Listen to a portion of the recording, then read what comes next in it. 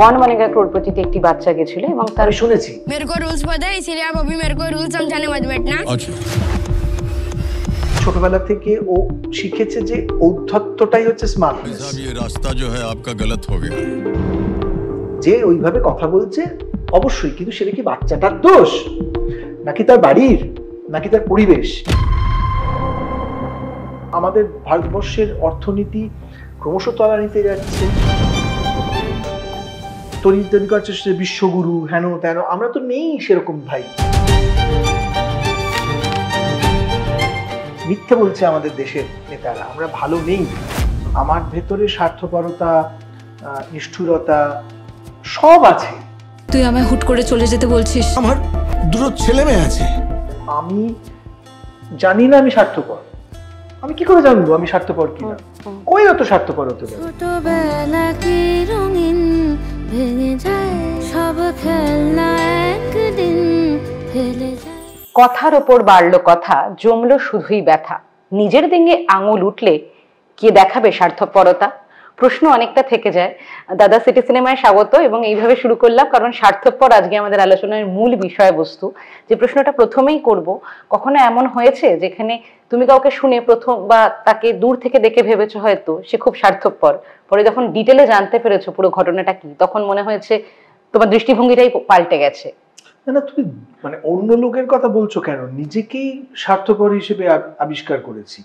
মানে এটা আমার মনে হয় সব মানুষ করেছে। এটা যদি সে স্বীকার না করে তাহলে তো সে মানুষই নয়।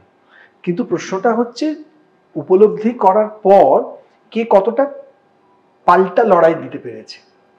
ধরো আমার ভেতরে স্বার্থপরতা, নিষ্ঠুরতা, ভীরুতা সব আছে, সাহস, অন্যদিকে প্রেম, ভালোবাসা সব আছে, মহানুভবতাও আছে। কিন্তু বিশেষ করে যে খারাপ গুণগুলো সেগুলো তো আমার ভেতর নেই, এটা হতে পারে, এবং তার প্রকাশ কখনো পাইনি, এটা হতে পারে না। কিন্তু আমি কি তার বিরুদ্ধে লড়াই করেছি না সেটাকে মেনে নিয়েছি? তা আমার মনে হয় একটা মানুষ ভালো কি খারাপ সেইটা তৈরি হয় এই প্রেক্ষিতে। এটা কখনো মানুষ বলতে পারে না, না আমার ভেতরে এই গুণগুলো আছে এই দোষগুলো নেই, এটা হয় না। আমার ভেতরে সব আছে। বিশেষ করে একজন অভিনেতার ভেতরে সব থাকাটাই কাম্য, না আমি এটা চরিত্র হব কি করে। এবং আরো বেশি করে এটা রিয়েলাইজ করা দরকার যে ঠিক কোন কোন জায়গায় আমি স্বার্থপর, কোন কোন জায়গায় আমি একটু ছোট, আমি কোন কোন জায়গায় আমার ভেতরে নিষ্ঠুরতা আছে। এগুলো যদি আমি বুঝতে না পারি তাহলে শুধুমাত্র অভিনয় হয় না, মানে তোমাকে নিজেকে চিনতে হয়। ফলে কিন্তু তুমি মানুষ হিসেবে যখন ক্যামেরার বাইরে চলে যাচ্ছ কিংবা মঞ্চের বাইরে চলে যাচ্ছ, তুমি কি সেটা নিয়ে লড়াই করছো নাকি তুমি হাল ছেড়ে দিয়েছো? না, আমি এরকমই। আমি এটুকু বলতে পারি যে আমি লড়াইটা ছাড়িনি কখনো। মানে আমি বারবার উপলব্ধি করেছি যে আমি মানুষটা ভালো নই, বারবার। কিন্তু আমি যখনই থিয়েটার করেছি, বিশেষ করে আমি দেখেছি একটা থিয়েটারের প্রোডাকশন আমাকে অনেক বেটার মানুষ হতে সাহায্য করেছে। কিরকম ভাবে এটা একটু বলা জটিল। মানে ধরো একটা থিয়েটার এমন একটা প্রসেস, বেশ মাসের পর মাস চলতে হয় তো, এবং তোমাকে খুব সততার সঙ্গে সেই থিয়েটারটাকে তৈরি করতে হয়। যে সাবজেক্টই করো, সে তুমি ব্রেক্ট করছো, তুমি ইবসেন করছো, কি শেক্সপিয়ার করছো, কি রবীন্দ্রনাথ করছো, কি তুমি ব্রাত্য বসু নাটক করছো, যাই করো না কেন, বুদ্ধদেব বসু করছো, তোমাকে এই নাটকগুলো করতে গেলে তোমাকে কতগুলো সত্যের সামনে দাঁড়াতে হয়, সেই সত্যগুলো তোমাকে উলঙ্গ করে দেয়, এবং তুমি রিয়েলাইজ করো যে তুমি মানুষ হিসেবে কতটা ছোট আসলে। তখন তোমার ভেতরে লড়াই তৈরি হয় যে না, আমি এত ছোট থাকবো না, আমাকে আর একটু বড় হতে হবে। তো আমার থিয়েটারগুলো সেই প্রক্রিয়ার মধ্যে দিয়ে যায়, যেখানে আমি একটা প্রোডাকশন তৈরি করি, উল্টো দিকে মানুষ হিসেবেও আমার একটা জার্নি তৈরি হয়, আমার একটা যাত্রা তৈরি হয়। যে যাত্রাপথের শেষে আমি উপলব্ধি করি যে আমি দুদিন আগে যতটুকু ভালো ছিলাম তার থেকে হয়তো আরো একটু বেটার হয়েছি। দাদা তুমি একটু আগেই একটা কথা বলতে বলতে বললে যে নাকি আমি এরকমই থাকবো। আমরা অনেক সময় বলে থাকি দেখো আমি বাবা এরকমই, কিন্তু এই যে সেলফ চেঞ্জিং যে প্রসিডিওরটা, এটাতে আমরা কাদের সঙ্গে মিশছি, কাদের সঙ্গে আমাদের যাপনটা, সেটা কতটা মানে ডিপেন্ড করে। তুমি আজকের পৃথিবীতে তুমি কখনোই এটা তুমি আর কোনোভাবেই মানে এটা না আমি আমার পরিবার, আমার পাড়া, আমার রাজ্য, আমি না চাই বা না চাই আমি গোটা পৃথিবীর সঙ্গে কানেক্টেড। আমি হয়তো ভাবছি যে গাজায় যে বাচ্চাগুলো মারা যাচ্ছে তারা আমার দেখা বাচ্চাগুলোর মধ্যে নয় বা আমার বাড়ির বাচ্চাগুলো নয়, কিন্তু এটা ভুল। মানে গাজায় যুদ্ধটা আজকে কিন্তু শুধুমাত্র কোনো একটা জায়গায় যুদ্ধ হচ্ছে এই জায়গায় নেই, এটা আমরা বুঝতে পারছি। তার কারণ একটা যুদ্ধ শুধু মানুষকে ক্ষতি করে না, পরিবেশের ক্ষতি করে। আজকে গত কয়েক মাস ধরে আমরা পশ্চিমবঙ্গে ভারতবর্ষের যে ওয়েদার চেঞ্জের যে সাংঘাতিক, এটা দেখলাম, এটা তো একদিনে হয়নি, এটা গোটা পৃথিবী জুড়ে হয়ে চলেছে। আমার দেশে এসেছে, আমার শহরে এসে গেছে, আমার পাড়াতে ঢুকে গেছে। ফলে যুদ্ধের শুধু ক্ষয়ক্ষতির কথা ছেড়ে দাও, যে পরিমাণ পরিবেশ দূষণ হয় তাতে করে দুদিন বাদে আমার পরিচিত বাচ্চাদের এফেক্ট করবে। ফলে এখন ওরকম ভাবে সেগমেন্টেড বেতে তুমি ভাবতে পারবে না যে আমি না স্বার্থপর, কি ভালোবাসি কি ভালোবাসা নয়, কি খারাপ কি মন্দ, সবটা আমি কাদের সঙ্গে মিশছি তা না, গোটা পৃথিবীটার আমি একটা অংশ। ঠিক আছে? ফলে আমার মনে হয় যে আমাদের যে ছবিটা নিয়ে আমরা আজকে আলোচনা করতে বসেছি, স্বার্থপর, সেই ছবিটা কিন্তু শুধুমাত্র একটা পারিবারিক ছবি নয়, এটা কিন্তু একটা মানে এটার একটা ইউনিভার্সালিটি আছে। যদিও এটা বাঙালি পরিবার, তার ভাই বোন সবটা মানছি, কিন্তু কোথাও তার ভেতরে শুধু ভাই বোনের সম্পর্ক বাইরে গিয়েও যে স্বার্থপরতার ছবিটা বেরিয়ে আসে, সেইটাই আমাকে ভীষণভাবে একটা প্রণোদনা জুগিয়েছে এই ছবিতে অভিনয় করতে। বুঝতে পেরেছ? যে অন্নপূর্ণা ডিরেক্টর হিসেবে যে গল্পটা বলার চেষ্টা করেছে সেটা শুধুমাত্র ভাই বোনের মিষ্টি মিষ্টি ব্যাপারটা শুধু নয়, তার ভেতরে যে একটা তিক্ততা আছে এবং অভাব, অর্থনৈতিক পরিস্থিতি, তোমার সামাজিক পরিস্থিতি যে মানুষকে স্বার্থপর করে তোলে, তুমি স্বার্থপর হতে বাধ্য, এইটা চোখ বন্ধ করে থাকার মতো বিষয় আর নয়। ওই বাড়ির স্মৃতিগুলোতে তোর মতো আমারও সমান অধিকার। খুব স্বার্থপরের মতো শোনাচ্ছে তোর কথাগুলো। কোর্টে দাঁড়িয়ে বলতে পারবো না যে ওই বাড়ির উপর আমার কোনো অধিকার নেই। দাদা, এই প্রসঙ্গ থেকে যে কথাটা আমরা হামেশাই শুনে থাকি, ও নিজের পরিবারের জন্য স্বার্থপর, ও যা করছে নিজের পরিবারের জন্য করছে, এবং যাকে স্বার্থপর হিসেবে দাগিয়ে দেওয়া হচ্ছে তারও কতগুলো হয়তো কারণ আছে, প্রেক্ষাপট আছে। সেইটাই মানে এই মানুষটাকে দাগিয়ে দেওয়ার আগে তার অবস্থাটা জাজ করার মতন মানুষ কি কমছে না বাড়ছে, যে আরেকজনের অবস্থাটা বিচার করে তারপরে তাকে যে কোনো কাঠগড়াতে দাঁড় করাবো? দেখো, এমনিতেই আমাদের মানে অন্যের কথা শোনার অভ্যেস চলে গেছে। বুঝতে পেরেছো? মানে আমরা এখন অন্যের আর্গুমেন্ট, এই যে পলিটিক্যাল ডিবেট গুলো আমরা শুনি, দেখবে সবাই চেঁচাচ্ছে এবং ঘুরে ফিরে ওই একই কথা বলছে। মানে তুমি যদি পশ্চিমবঙ্গের দিকে আঙুল তোলো, যে পশ্চিমবঙ্গের সঙ্গে সঙ্গে পশ্চিমবঙ্গের প্রতিনিধিত্ব করছে, যে রাজনৈতিক দলের প্রতিনিধিত্ব করছে কোনো ব্যক্তি, সে সঙ্গে সঙ্গে বলবে উত্তরপ্রদেশে কি হচ্ছে দেখুন। উত্তরপ্রদেশে বললে সে বলবে না অন্য আরেকটা জায়গায় কি হয়, রাজস্থানে কি হচ্ছে দেখুন। ফলে কেউ কারোর কথা শোনার মতো অবস্থায় নেই। কিন্তু মজাটা হচ্ছে যে আমি দর্শককে বলবো যে কে স্বার্থপর ছবিটা না দেখে বিচার করবেন না।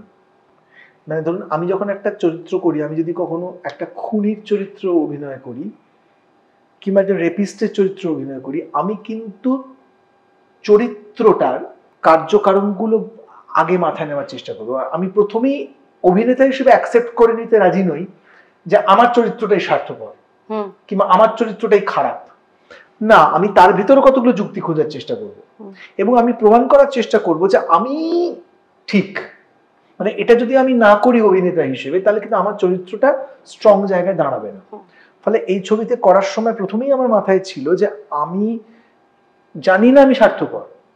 আমি কি করে জানবো আমি স্বার্থপর কিনা? কোয়েল তো স্বার্থপর হতে পারে, কোয়েলের বাড়ির লোকজন স্বার্থপর হতে পারে, বা আমার বাড়ির লোকজন স্বার্থপর হতে পারে, আমি নই। আমরা যখন কোনো ভুল কাজ বা ঠিক কাজ করি, ঠিক কাজ করলে সবসময় কৃতিত্বটা আমি নিজে নিই, কিন্তু ভুল কাজ করলে তো সবসময় আমি যুক্তিতে তো আমি না ওর জন্যই ভুল কাজটা করলাম, কেউ নিজের। ফলে আমার নিজের দিকে যুক্তিগুলো আমি সবসময় সাজানোর চেষ্টা করেছি এই চরিত্রে অভিনয় করতে গিয়ে, দাদার চরিত্রে অভিনয় করতে গিয়ে, যে আমার ভাই সলিড যুক্তি আছে, কিন্তু তারপর গল্পটা কোন দিকে যায় সেটাই তো ছবিতে দেখা। এরপর কিন্তু তিক্ততায় তোমার দাভাইয়ের সাথে এই সম্পর্কটা নিয়ে চুকে যায়। কই দাভাই তো ভাবছে না সেটা। এখন আমরা বলছি পৃথিবী এগোচ্ছে, আমরা এখন পজিটিভিটি, নেগেটিভিটি, অরা, এই বিষয়গুলো নিয়ে অনেক বেশি আলোচনা করি। এরই সঙ্গে সঙ্গে আমাদের নাকি সহিষ্ণুতা কমছে। এটা কেন? এটা কি কোথাও একটা বিজি জীবনযাপনের ফল, নাকি বড় হচ্ছেই ছোট থেকে বড় হওয়ারটাই? শোনো, একটা পৃথিবীর বিরাট কতগুলো বড় বড় বড় বড় পরিবর্তন হয়ে গেছে, এটা তো অস্বীকার করলে আমি। প্রথম বড় পরিবর্তন আমার নিজের কাছে মনে হয় যখন তোমরা, জানি না তোমরা জন্মেছো কিনা বা জন্মালে তুমি খুব ছোট তখন, 90 দশকে যখন প্রথম আমাদের পৃথিবীটা দুটো ভাগে বিভক্ত থেকে হয়ে গিয়ে একটা পৃথিবী হয়ে গেল। আগে একটা ছিল একটা ক্যাপিটালিস্ট দুনিয়া আর একটা সোশ্যালিস্ট দুনিয়া। মানুষকে স্বপ্ন দেখাতো ওই সোশ্যালিস্ট দুনিয়াটা, যে সবটাই পুঁজি নয়, মানুষ শুধুমাত্র ক্যাপিটাল নয়, মানুষ শুধুমাত্র যন্ত্র নয়, একটা অন্যরকম পৃথিবী এক্সিস্ট করে। রাশিয়ার পতনের সাথে সাথে সেই পৃথিবীটা মুছে গিয়ে একটা এক পৃথিবী হয়ে গেল, এবং তখন আমরা ভাবার চেষ্টা করলাম যে মুক্ত বাণিজ্য, গ্লোবালাইজেশন এগুলো পৃথিবীতে ভালো করবে, কিন্তু আলটিমেটলি দেখলাম যে যুদ্ধ থামলো না, এক্সপ্লয়টেশন থামলো না, নারীদের প্রতি অত্যাচার ক্রমশ বাড়তে থাকলো, মানুষ পণ্য হতে থেকে আরো পণ্য হতে থাকলো। তখন বুঝলাম যে না, সোশ্যালিস্ট পৃথিবীটাকে মুছে ফেলে দিয়ে আমরা যে একটা স্বপ্ন দেখেছিলাম সেটা হলো না। এটা একটা বড় পরিবর্তন। এবং তারপরে যেটা হলো সেটা হচ্ছে যে টেকনোলজিক্যাল অ্যাডভান্সমেন্ট এবং ইন্টারনেট হাতে চলে এলো। ফলে যে ছেলেটি বা যে মেয়েটি এক বিন্দু লেখাপড়া শেখেনি, সেও গোটা পৃথিবীটা তার হাতের মুঠোয়, এবার সে সেটা হ্যান্ডেল করতে পারছে না। তুমি ভাবছো যে তুমি সিনেমাতে চলচ্চিত্রে সেন্সরশিপ বসাচ্ছ, কিন্তু সে একটা মোবাইল ক্লিক করলে সে এমন এমন সাইটে ঢুকে যেতে পারছে, সেখানে তার অ্যাডাল্ট মুভি দেখার দরকারই নেই।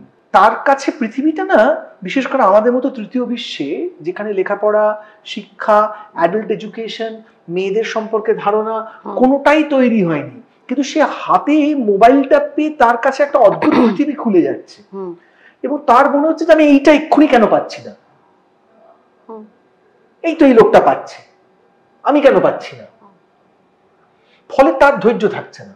ফলে সে তার পড়াশোনা, তার বেড়ে ওঠা, তার গ্রাম, তার শহর, তার পাড়া, কোনোটাকে সে মানতে পারছে না। তার মনে হচ্ছে যে এই যে জামাটা লোকটা পরেছে, এই যে সানগ্লাসটা, এই যে গাড়িটা, এই যে বাড়িটা, এই যে মেয়েটি, ওরকম একটা মেয়ে আমার বান্ধবী নয় কেন, মানে ওই রকম একটা গাড়ি আমি চড়তে পারছি না কেন, মানে ওই রকম একটা বাড়িতে আমি থাকি না কেন, এরকম একটা জুতো আমার নেই কেন। ফলে মানুষের ধৈর্য কমছে এবং আমাদের ভারতবর্ষের অর্থনীতি ক্রমশ তলানিতে যাচ্ছে। ফলে গাল ভরা যে তৈরি করার চেষ্টা, বিশ্বগুরু হেন তেন, আমরা তো নেই সেরকম ভাই, সেরকম দেশে আমরা নেই। আমরা মিথ্যে বলছে আমাদের দেশের নেতারা, আমরা ভালো নেই। তোমার প্রেসে তোমরা জানো যে প্রেস, ফ্রিডম অফ প্রেসের যদি আমরা একটা ইন্ডেক্স তৈরি করি, আমাদের দেশের সূচকটা ভীষণভাবে নিচের দিকে। সুতরাং এইগুলো মিলিয়ে ধৈর্য কমছে, ধৈর্য কমাটাই স্বাভাবিক, এবং তার প্রতিফলন আমাদের সমাজে পড়ছে। সেই প্রতিফলনটাই আমাদের সিনেমায় এসেছে, যে এই ভাই বোনের মধ্যে যখন সংঘাত তৈরি হয়, তখন হয়তো দুজনের মধ্যেই একটা ধৈর্যের অভাব দেখা দিয়েছে, দুজনের কেউই তার কথা শুনছে না, একে অপরের কথা শুনছে না, একে অপরকে বুঝতে চাইছে না। স্টিভ জবসের কয়েকদিন আগে একটি কথা শুনছিলাম, যেখানে উনি বলেছেন যে একটি বাচ্চার বেসিকটা তৈরি হয় তার 6 বছর বয়স অবধি। এই যে স্বার্থপর এই সিনেমাটার কথাতেই যদি আসি, এটাও তো আমাদের ভেতরের একটা ইনস্টিংক্ট। হ্যাঁ, সেটার সঙ্গে এই 6 বছরের ভিত্তিটা তোমার মতে কি হওয়া উচিত? কারণ ঋদ্ধিকে আমরা যেটুকুনি বাইরে থেকে দেখেছি, ঋদ্ধিরা খুব লাকি, ঋদ্ধিরা বোধহয় দ্য লাস্ট লাকি জেনারেশন, যাদেরকে, মানে ঋদ্ধি যখন ওর ছোটবেলায় পক্স হলো, চিকেন পক্স হলো, গুড়ি বয়স আর কি, ছোট্ট। আমি মনে আছে আমি তখন পুনাতে একটা থিয়েটারের সেমিনারে গেছি, ওখানে আমি খবর পেলাম, রেশমি আমাকে ফোন করে বলল যে ঋদ্ধি পক্স হয়েছে, এবং আমার তখনও 3-4 দিন লাগবে। এই 3-4 দিন রেশমি ওকে ঘরে নিয়ে বন্ধ করে ওকে একের পর এক সিনেমা দেখাতে শুরু করলো। সাউন্ড অফ মিউজিক, বেনহার, 10 কমান্ডমেন্টস, এই ছবিগুলো দেখতে শুরু করলো। তো আজকে যদি হতো, বলা যায় না, রেশমি হয়তো কাজের চাপে ওকে মোবাইল ধরিয়ে দিত, তখন কি হতো? ভয়ঙ্কর ঘটনা ঘটতো। ওই যে ওর ওয়ার্ল্ড সিনেমার প্রতি একটা ভিশন তৈরি হলো, এবং আমাদের পরিবারে জন্মানোর কারণে ছোট থেকে গ্রিক নাটক, ছোট থেকেই স্টানিস্লাভস্কি, ব্রেস্টকে, মাইকেল চেকভকে, শেকভকে, সারা পৃথিবীর থিয়েটারের খবর, সৌমিত্র চ্যাটার্জি, নাসিরুদ্দিন শাহ, হ্যাঁ, এই যে নামগুলো জানতে শুরু করলো, মিউজিকের সঙ্গে ওর সংযোগ তৈরি হলো। এগুলো ঋদ্ধি বলবো লাকি, এটা আমি আমাদের কৃতিত্ব থেকেও আমি বলবো সময়টাও ঋদ্ধিকে হেল্প করেছে। যে ঋদ্ধির বন্ধুদের স্কুলে যাওয়ার পর তখন ঋদ্ধিকে ফেস করতে হতো না যে তোর এই ফোনটা নেই, আমার কিন্তু এটা আছে, আমার বাবা আমাকে কিনে দিয়েছে, কিংবা আমার বাবা এই এই এই এত টাকা দামের গাড়িতে চড়ে। এই বিষয়গুলো ঋদ্ধিদের জেনারেশন অব্দি ফেস করতে হয়নি। সো আমি বলছি যে মানে মূল্যবোধ তুল্যবোধ, এই যে আমরা অনেক সময় বলি না আমাদের সময় না, এই আমাদের সময় নিয়ে ভাটের কথাগুলো বন্ধ করা দরকার।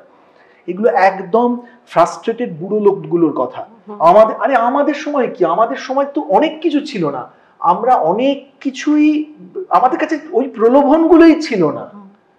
এখন বাচ্চাদের সামনে যে প্রলোভনগুলো চলে এসেছে তার সঙ্গে তাদেরকে লড়াই করতে হচ্ছে। ফলে আমার ভেতরে যে মানুষ হিসেবে যে গুণাবলীগুলো, সেই গুণাবলীগুলো নষ্ট করার জন্য অজস্র চ্যালেঞ্জ রয়েছে আমার সামনে, সেগুলোকে লড়াই করছে সেই বাচ্চাগুলো। তাদেরকে ডিসকার্ড না করে একটু তাদেরকে বোঝা দরকার।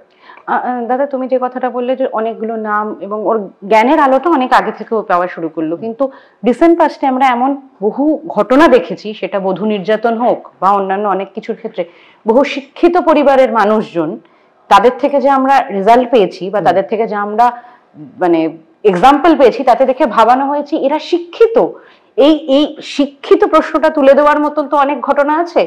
এই মূল শিক্ষাটা হয় কোথা থেকে? কারণ স্কুলগুলোর মানে সরকারি স্কুল, বাড়ি, সব থেকে বেশি বাড়ি আমার মনে হয় সেটা হচ্ছে যে ছেলে মেয়েকে সময় দেওয়াটা, কোয়ালিটি টাইম দেওয়াটা। যেটা সত্যি সত্যি আজকের দিনে ধরো একটা ফ্ল্যাট কিনেছো তুমি, সেই ফ্ল্যাটটাকে মেনটেন করতে গেলে যে ইএমআইটা দিতে হবে সেটা তুমি একা দিতে পারবে না, তোমার বউকেও কাজ করতে হবে। তাহলে বাচ্চাটার কি হবে?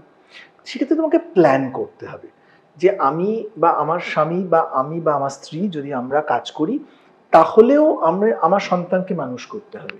তাহলে কিভাবে করবো? মানে it just can happen like that. মানে তুমি যদি একটা বাচ্চাকে পৃথিবীতে আনো, সে তো নিজে আসতে চাইছে না, তুমি স্বেচ্ছায় নিয়ে আসছো, তাহলে তাকে মানে তুমি তখনই তোমার কাছে ক্লিয়ার থাকতে হবে যে তুমি বাচ্চার কাছ থেকে কি চাও। যেমন ঋদ্ধির আরেকটা বড় ফ্যাক্টর, ঋদ্ধি কোনোদিনই লেখাপড়ায় খুব ভালো ছিল না, ওর অন্যান্য পড়াশোনায় আগ্রহ অনেক বেশি ছিল।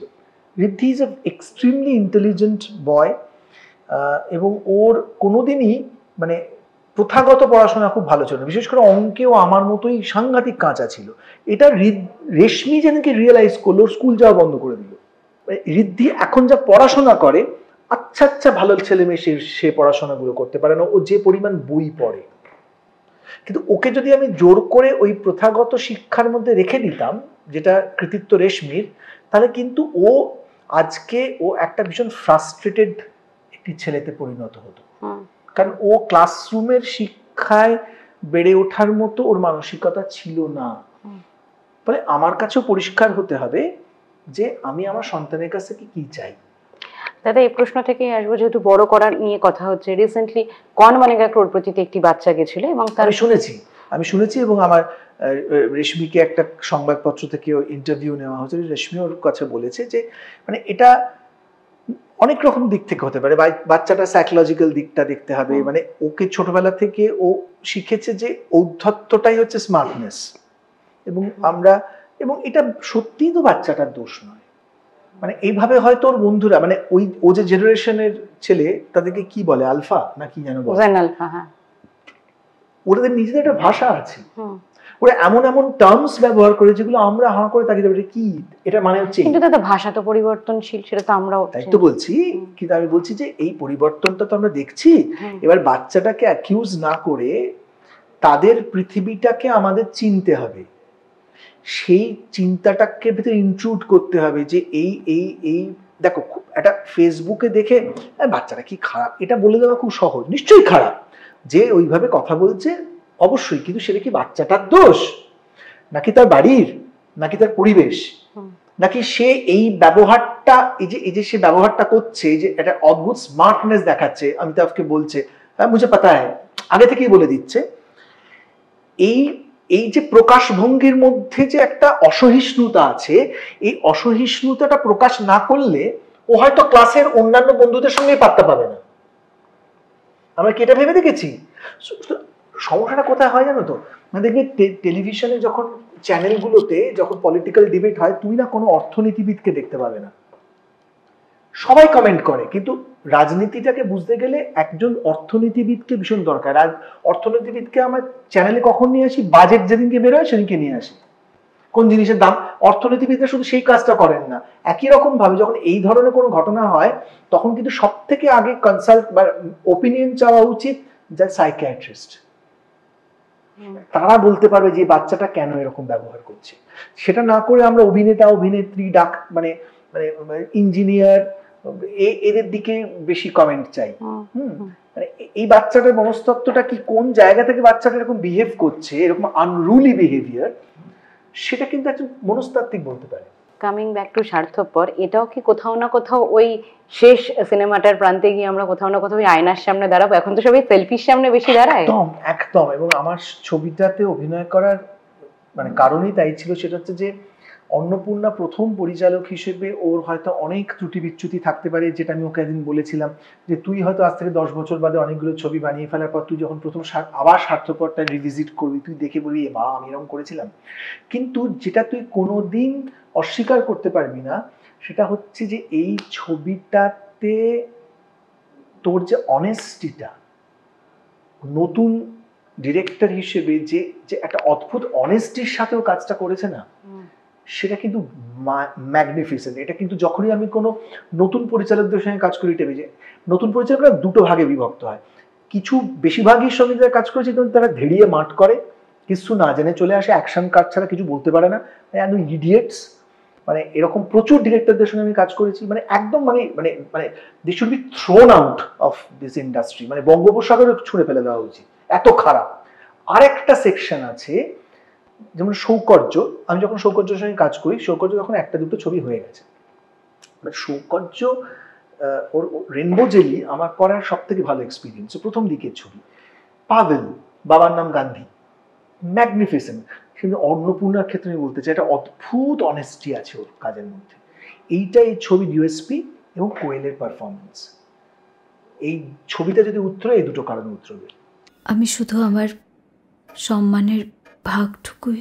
মামলা করতে গেলে মনে জোর লাগে, সে জোর আছে আপনার?